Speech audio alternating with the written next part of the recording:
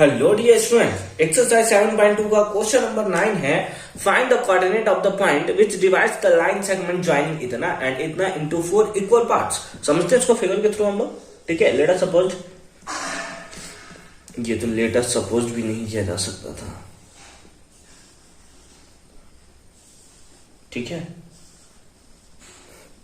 ये हमारे पास पॉइंट है। लेट अस सपोज इसको हम लोग ए बोल रहे हैं, इसको नाम हम लोग बी दे रहे हैं। अब ये भी लाइन सेगमेंट को कितने 4 इक्वल पार्ट्स में डिवाइड करता है। 4 इक्वल पार्ट्स मतलब 1 2 3 है ना, 1 2 3 4। ये लेट अस सपोज आप करोगे कि क्या है, 4 इक्वल पार्ट्स है ना, 4 इक्वल पार्ट्स में इसको डिवाइड किया जा रहा है।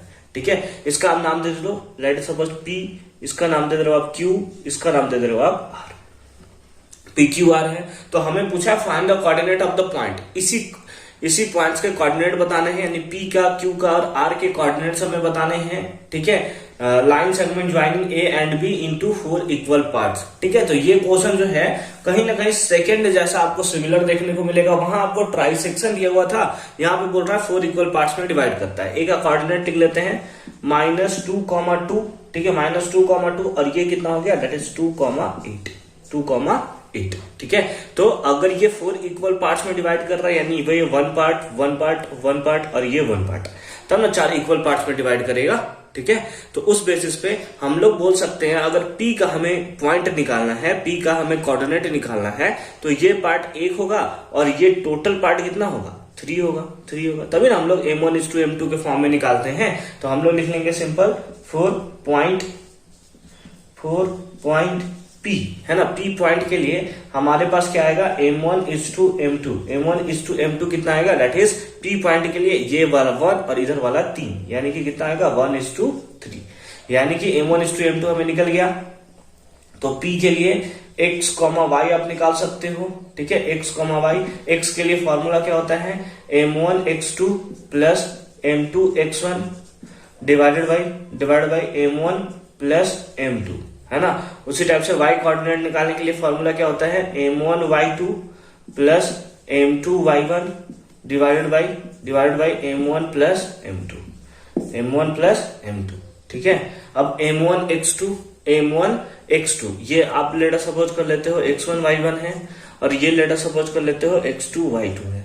ठीक है, तो M1x2, M1 का वैल्यू कितना है, दैट इज 1 इंटू x2 का वैल्यू कितना है 2 प्लस M2 का वैल्यू कितना है 3 इंटू x1 का वैल्यू कितना है, that is -2 divide by M1 plus M2, that is 1 plus 3 comma M1 का वैल्यू है, दैट इज 1 इंटू y2 का वैल्यू कितना है 8 प्लस M2 का वैल्यू कितना है, दैट इज 3 इंटू y1 का वैल्यू कितना है 2 divide by M1 plus M2 यानी कि 1 प्लस 3।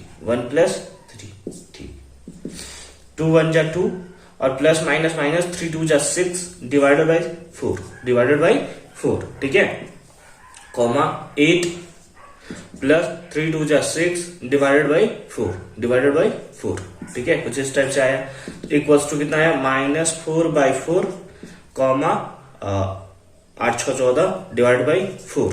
ठीक है, इस टाइप से आया। इसको कैंसिल कर दोगे तो आएगा -1 कॉमा, इसको अगर आप कैंसिल करोगे तो आएगा 7/2। कितना आएगा, 7/2। और ये आपका कौन सा कोऑर्डिनेट आया, दैट इज P कोऑर्डिनेट कितना आया, -1, 7/2।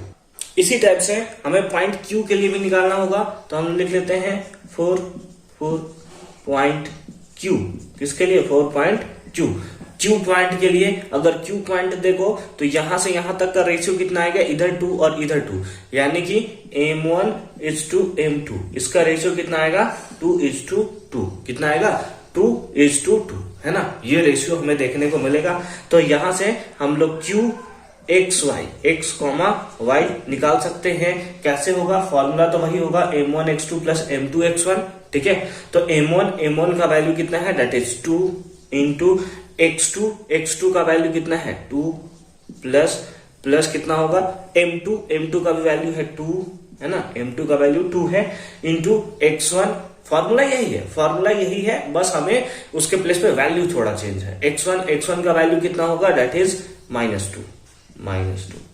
डिवाइडेड बाई कितना हो गया m1 plus m2 that is 2 plus 2 comma, ये तो x का वैल्यू हुआ। उसी टाइप से y का वैल्यू पुट करेंगे m1 यानी 2 इंटू y2 का वैल्यू है 8, फिर उसके बाद प्लस m2 का वैल्यू 2 इंटू y1 का वैल्यू 2, ठीक है, डिवाइडेड बाई 2 प्लस 2, ठीक है। इसको कुछ इस टाइप से हमने बंद कर दिया। अब 2 2 जा कितना हो गया 4 plus minus 4 divide by 4 comma 8 2 जा 16 प्लस 4 है ना, कितना होगा 4 ही होगा ना, हाँ 2 2 जा 4 डिवाइड बाई 4, ठीक है। ये तो हमारा हो गया 4 माइनस 4 0 और 0 बाई 4 हमारा कितना होता है 0, और ये हो गया 20 बाई 4, कैंसिल करने के बाद आया 5, कैंसिल करने के बाद कितना आया 5, यानी कि वैल्यू कितना आया 0,5, यानी कि p कोऑर्डिनेट कितना आया, p कोऑर्डिनेट आया -1,7/2 और q कोऑर्डिनेट कितना आया दैट इज 0,5, ठीक है। तो ये कोऑर्डिनेट निकल गया, ये कोऑर्डिनेट निकल गया, एक बचा है हमारा r कोऑर्डिनेट। चलिए उसे भी निकालते हैं, फटाफट से आप इसे नोट डाउन कर लोगे। नोट डाउन कर लिया नोट डाउन, मिटा दे, अच्छी बात है, ठीक है। एक बार अगर आपने सेक्शन फॉर्मूला याद कर लिया ना, उसके बाद तो सारा क्वेश्चन एकदम दनादन बनना शुरू हो जाएगा। तो लिखेंगे 4.r, है ना, 4.r। r पॉइंट के लिए क्या होगा, रेशियो अगर हम लोग निकालें क्या m1:m2, है ना, m1:m2, तो यहां से यहां तक का पार्ट कितना हो गया 3 और इधर वाला पार्ट कितना हो गया 1, है ना, यहां से यहां तक का पार्ट हो गया 3 और यहां से यहां तक का पार्ट हो गया 1, ठीक है। तो ये रेशियो कितना आएगा 3:1 का, ठीक है। तो m1 के प्लेस पे 3, m2 के प्लेस पे 1, बाकी फॉर्मूला वही, x निकालने के लिए फॉर्मूला आपके पास था m1x2 x, y डायरेक्ट निकालते हैं ताकि हम लोग एक साथ दोनों वैल्यू निकाल सके। तो हम लोग लिखते हैं r x, y, फॉर्मूला क्या हो गया m1x2 plus m2x1 divided by m1 plus m2 comma m1y2 plus m2y1 divided by m1 plus m2, ठीक है। अब m1 का वैल्यू कितना है इसके लिए 3 इंटू x2 का वैल्यू कितना है 2 प्लस m2 का वैल्यू कितना है 1 इंटू x1 का वैल्यू कितना है -2 divide by m1 plus m1 plus m2 that is 3 plus 1। नीचे तो हमेशा 4 ही आने वाला है, ठीक है, क्योंकि 4 इक्वल पार्ट में डिवाइड कर रहा है। अब यहाँ पे आएंगे m1 का वैल्यू 3 इंटू y2 का वैल्यू कितना है 8 प्लस m2 का वैल्यू 1 इंटू y1 का वैल्यू 2 डिवाइड बाई 3 प्लस 1। अब देखिए 3 2 जा 6 प्लस माइनस 2 1 जा 2 डिवाइडेड बाई 3 1 4 कॉमा 8 3 जा 24 प्लस 2 डिवाइडेड बाई कितना हो गया दैट इज 4, ठीक है।